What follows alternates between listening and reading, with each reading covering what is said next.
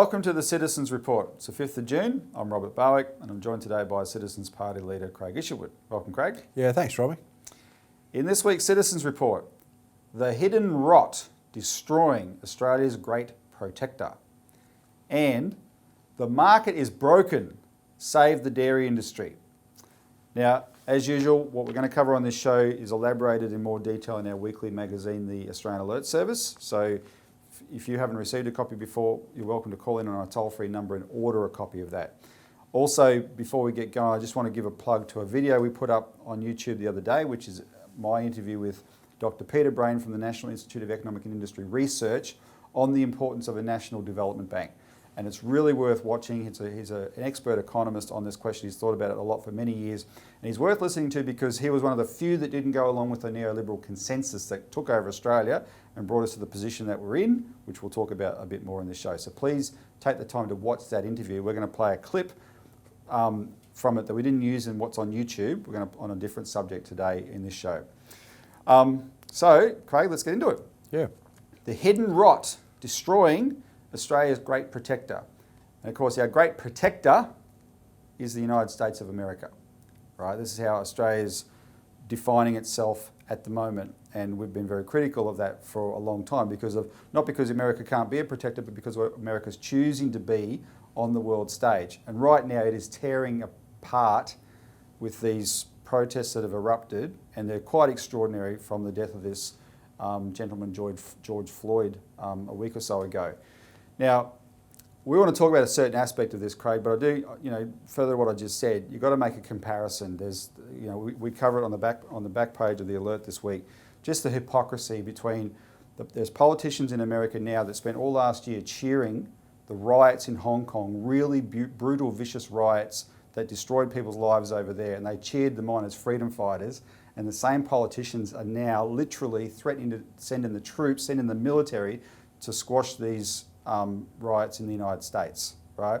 And our argument is they shouldn't have been messing in Hong Kong in the first place, and the world will be a better place if they didn't do that. But I just want to say that's elaborated on here. That's not what we want to talk about though. This is a tragedy, what's happening in the United States, right? And it's the end result of decades of tragedy. And people have to understand the cause and effect here. There's specific, we don't want to talk about the racial issues, there's a long history of those, but when you have a country falling apart in flames like it is at the moment, Craig, there's a big component of that which reflects what the economy's like, right? So we want to play a clip. I want to play a clip here that illustrates in a very fundamental way just how much the United States is decaying as a society, right? And it's a little bit out of left field, but watch this clip and then we'll talk more on it. The tunnels are about 107 years old. They were built using cast iron tubes. These tunnels were not built in rock, but rather were basically built lying on the riverbed and now sit about 20 feet down within the riverbed in the silt. So there is water that intrudes from the river through the cast iron ring into the cement that lines the tunnels. The intrusion of the salt water over time has been continuing to deteriorate the concrete. It has reached the rebar, and the corroding rebar is actually breaking apart the cement, which is then falling down onto the track. Aggravating the entire situation is that Superstorm Sandy filled much of the tunnel with salt water. Once the salt water was pumped out of the tunnel, much of the salt residue remained. That salt is still sitting on the cement, decomposing the cement, and eroding the copper cables. So that's New York Governor Andrew Cuomo describing, this is New York City he's talking about, 2 railway tunnels under the Hudson River and the state they're in. Robbie, I should point out that that clip comes from a very important initiative in the United States right now, Infrastructure Bank Coalition, and their websites will be on the bottom of the screen now. Very important. This is a very high-powered group of people to push and actually have had a national infrastructure bank introduced into the US Congress. And that particular clip is part of a bigger clip which goes through why it's absolutely necessary. Absolutely. It's a substantial breakthrough in the United States. Well, because one of the things that I wanted to highlight here, Craig, you and I did a show the week after Donald Trump was elected.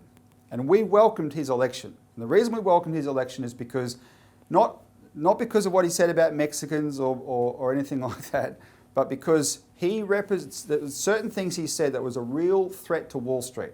One of those was, among his policies was a call for a Glass-Steagall separation of banks, right? So that banks with deposits, commercial banks with deposits, were kept protected from the predators on Wall Street, right? And that was one of his election promises. Another one of his election promises was for a national infrastructure bank. It actually was, and spending $2 trillion on infrastructure, right? And what you saw in that clip is how desperately America needs it. And if you want more proof, go and watch a clip on YouTube, a rather lengthy one called The Crumbling of America, produced by America's Society of Engineers. And this is now a decade old, and nothing's been done, right? America is falling apart. In contrast, you've got to understand, when America carries on about China the way they do, there's a subliminal fear there, because they've let this happen to their own country. And what's China doing by contrast? Right? 35,000 kilometres of high-speed rail is what China's built in the last decade since the Crumbling of America documentary was made. Right? It's a totally different thing, a different approach. And America is badly falling behind, and it's the people of America that are paying for it. And we said in this we did a press release at the time, Craig, where we concluded, if Trump delivers, that is, if Trump delivers, which remains to be seen, there are numerous vested interests scrambling to influence Trump to change his course on these issues, including the Republican Party establishment, Wall Street, and the British and Australian governments. And unfortunately, they succeeded. And Robbie, I'd also point out, because I remember that period quite vividly, as many of our watchers would, there's always the threat of war. I mean, look at the war threat that came from Obama, and now Hillary Clinton threatening war against Iran and all sorts of things. So when Trump came in, he was very clear, no more of these foreign wars, right? Now he's done some of that, he's pulled troops out of certain places, but instead of a hot war in terms of guns, he's creating all these trade wars. And well, that's the thing. There is some things he's still tried to do, and he complains. Look, they won't let me end permanent wars, and that's a telling statement in itself. The whole Russiagate thing, Craig, was an assault on him to make sure none of this happened. Right? The deep state, what they call the deep state, these intelligence agents, etc. They represent Wall Street. They represent the City of London. That some of these policies, like a national infrastructure bank and Glass-Steagall, were a threat to. So he didn't go down that path, and instead, the people that were prepared to work with him included a vicious gang of China bashers, absolutely vicious, racist China haters, and they convinced Trump to start a trade war. Now, has it worked? The public has been told for quite a while now. The line is, before the pandemic, the American economy was great. Well, what you're seeing on your screens from America is not a great economy. Right? And I know that because Trump was saying we've got a great economy, but he didn't do, if he had spent $2 trillion on infrastructure, employing those people, reviving America's cities, it would be a much different country today. But instead of doing that, did this trade war path where the idea was to get China just to bend its knee and eventually buy more stuff from the United States, instead of developing America and creating more demand for steel that they could have produced locally, etc. Instead of doing that. And the results have been absolutely disastrous, but he's been telling a lie. I'm calling Donald Trump a lie, and I want to prove it, because the only things he could point to were, the stock market's great and unemployment is low, right? Well, we know unemployment statistics are a lie, and I kept asking our American friends, is the economy turning around? And they said, we can't see it, right? And Donald Trump knows the unemployment statistics were lies, but I want to prove he knew the stock market thing was rubbish as well. So this is him in June 2015 when he launched his campaign. Look what he said about the stock market that day. Reduce our $18 trillion in debt, because believe me, we're in a bubble. We have artificially low interest rates. We have a stock market that frankly has been good to me, but I still hate to see what's happening. We have a stock market that is so bloated. Be careful of a bubble, because what you've seen in the past might be small potatoes compared to what happens. So be very, very careful. And if you don't believe that, a bit over a year later, in his debate with Hillary, he said it again. Look, we have the worst revival of an economy since the Great Depression. And believe me, we're in a bubble right now. And the only thing that looks good is the stock market. But if you raise interest rates even a little bit, that's going to come crashing down.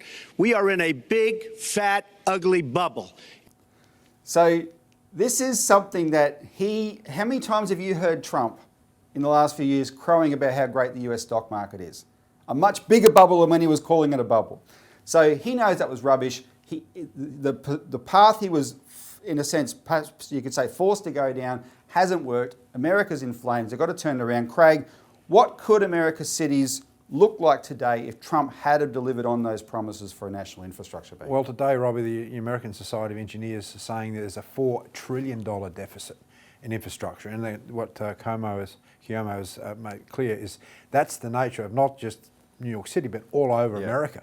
So the point is that what do?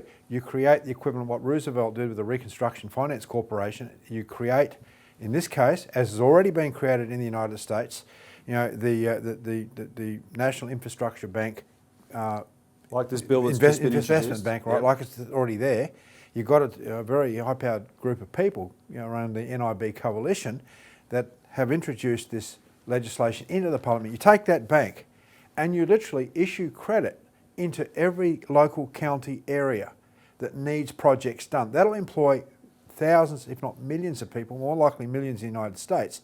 Therefore, you immediately stimulate the economy, and you could do it very quickly. Yep. Now, if he'd done that when he first come into the presidency, he would have had a lot of fights, but guess what? He would have had the people on his side. He would have recruited all the county officials and so forth on his side, because this is what's absolutely needed. There wouldn't be a need for the sort of rhetoric that he's getting into now in order bashing China, because that is seen by many people as, and he's been told, that's the way you get yourself re-elected. But what a pathetic way to get re-elected. Yep. Instead of saying, look at all these great projects that we've built, we restored these bridges, we restored the railway systems, we've built high-speed rail, we've built waterways, we've cleaned out waterways, reconstructed more dams and all sorts of things like that. He can't say any of that whatsoever. No. He points to fake stock market statistics and news. He's now smashed by the coronavirus because the people say, well, what's this government actually done to real infrastructure? And look at the health infrastructure in the United States. Yep. They still don't have enough PPEs, and who knows what's going to happen with the coronavirus, with all these mass rallies that are happening. And Craig, one of the things that you get that people criticise National Development Bank proposal for sometimes is, it'll build white elephants, which are like make work projects. You can see from the Andrew Cuomo clip, America doesn't have a problem with make work projects. They desperately need their infrastructure fixed, right? Get their act together and do it, and America will be a better place, and a better America will help make the world a better place. Yeah. Let's take a break. When we come back, we're going to talk about the dairy industry.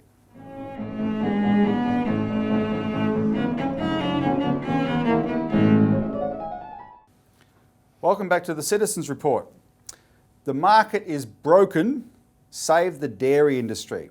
And Craig, we put out a very important press release this week calling for the re-regulation of the dairy industry, but we're reporting the call of none other than the former chairman of Woolworths. His name is John Darlson. I've interviewed him on this show a few times a few years ago about the need for bank separation, because he's also a former long-time director of the ANZ Bank, so some viewers will remember him. And he was also a former counsellor at the Institute of Public Affairs. And why that's worth reporting about is the Institute of Public Affairs is one of these really hardcore free market think tanks that was behind all of the deregulation of the Australian economy, right? Including the deregulation of the dairy industry. And so people get on our website and read the release, the details there, and there's a link to his report, because he's not just calling for re-regulation, he's got a 100-page report backing it up, and we link to the report. So the headline is Former Woolworths Chairman Calls for Urgent Dairy Re-Regulation. And he makes some pretty important points. And the biggest one is this: the market is broken. Right? So he's still a free market guy, but he makes the point, this market is broken. And the milk price in Australia, Craig, is one of the lowest in the world. Right? $1.20. Now, our closest neighbour, New Zealand, which is a great dairy producer, and in fact, it's called the what is it, the Saudi Arabia of dairy, right? It has, in other words, it has an advantage in dairy. Its milk price is $2.50 a litre. Yeah. And our farmers are being paid $1.20. And why? Because, and this is where John's authority is, the Coles Woolworths duopoly is too powerful, right? And they have all the power and they get all the money and the farmers have nothing. And he calls the treatment of the farmers unconscionable and un-Australian. And for that, and he's really worried about where it's going. So, because for instance, there is an exodus of dairy farmers in Australia, right? And it's quite serious. We're already down 60% in terms of dairy numbers since deregulation in 2000. Dairy herds are down. Like Victoria has the greatest dairy advantage in the country, but its dairy herd is down 34% right here. Before the bushfires, dairy farmers were leaving at a rate of 2 to 3 a week. After the bushfires, which ravaged Gippsland is our dairy industry area in Victoria. Eden Monaro is the dairy around Bega in New South Wales. That's there. So this is dairy country. The bushfires ravaged those. The rate jumped up to 9 to 10 a week. And then this week, the processors have cut the price of milk again for the dairy farmers, and it's going to go up even more. Right, the rate of exodus of dairy farmers. And John's point is consolidation isn't going to save this industry. We're going to lose it, right? And this is fresh milk. We need it. You need your milk fresh, right? He's only proposing an increase, one of the recommendations, a 40 cents. Two of those little silver things in your wallet, which are a nuisance, per litre. Yep. Robbie, and now we've called for parity pricing. 40 cents a litre, but all to the farmer. All to the farmer, mediated through an intermediary. And I think that's really, really important. We believe in parity pricing for rural producers. That is, farmers should be paid the cost of production. And also you need to be able to protect farmers against a lot of the ravages that most industries don't not have to deal with, especially vagaries of weather, etc. And that's a real key here. Now, we've been on the CEC report, what used to be called the CEC report before the Citizens Report. We've done numerous interviews on this. We've interviewed dairy farmers and, of course, John Dalson on these sorts of topics. So this is very important for us. So that's his proposal. There needs to be a re-regulation of the industry and specifically an extra 40 cents a litre to the farmer. Directly to the farmer, that the retailer has to come up with, and it's up to the retailer whether they absorb that or raise their prices. But even if they raise their prices, John's argument is this, it's a marginal price rise really for the consumer. None of us complained, before this $1 a litre price war, none of us complained about the price of milk. No. And then suddenly Coles and Woolies just crashed it down and they got all the benefit from that. Well, one of the shocking things, Robbie, I found from his report was, post-deregulation, the average dairy farm profit was $22,818, yet the national minimum wage is $38,000. Yeah. That's slavery, Robbie, and this is why we've got to stop this. So if you go to your Woolworths or your Coles and you go down the back, because the milk is always down the back, so you've got to go past everything else they want you to buy first and get tempted by that, because you've got to get your milk, right? And everyone has to go get their milk. They understand that thing you rely on so much is being produced by people who have been turned into beggars. And if the former chairman of the IPA can call for re-regulation, it's very important. So we're going to take a break. When we come back, we're going to follow this up. I want to play you an interview on it.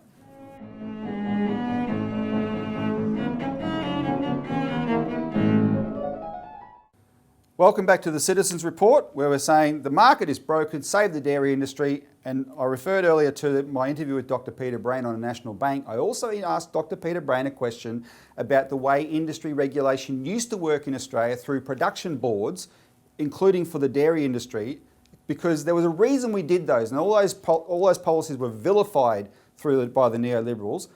So this is his comment on that, how important that was. Have a look.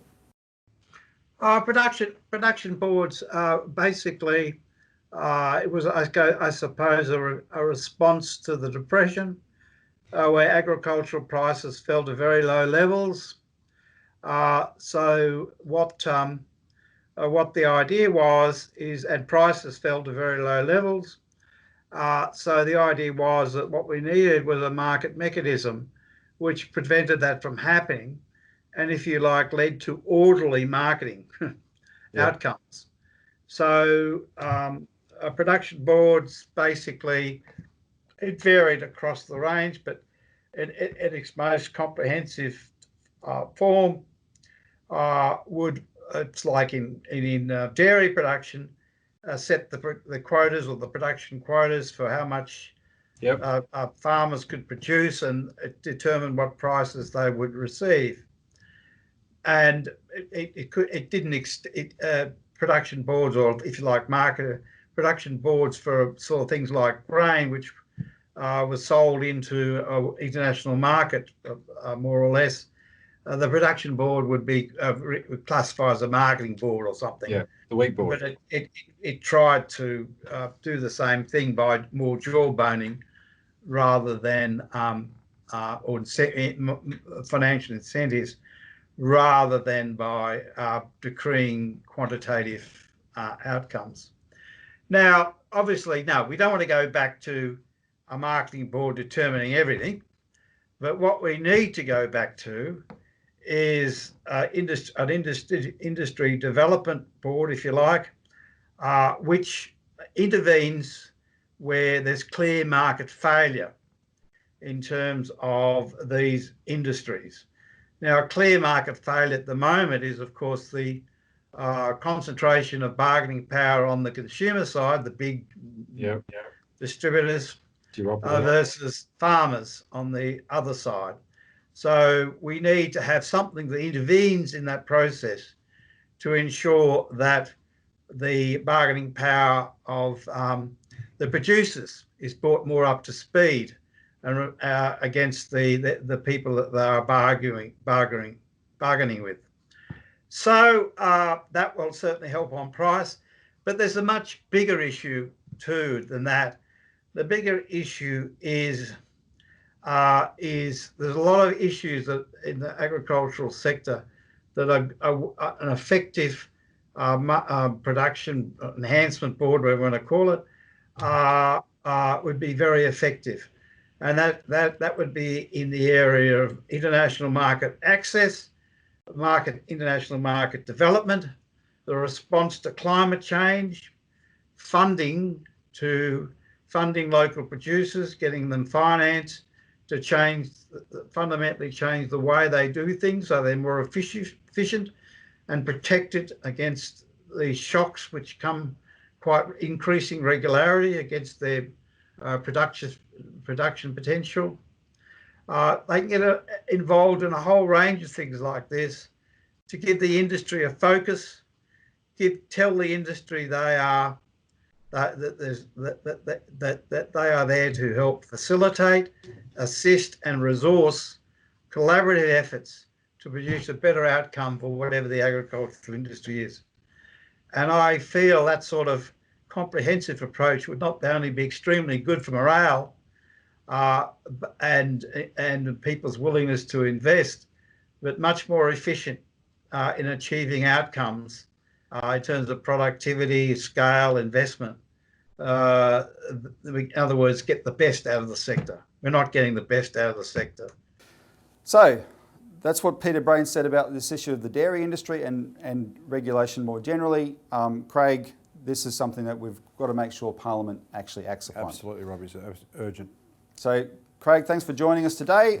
Like I said, if you want to know more, call in and get a free copy of this. But thanks for joining the CEC report, Citizens Report. Join us next week for more.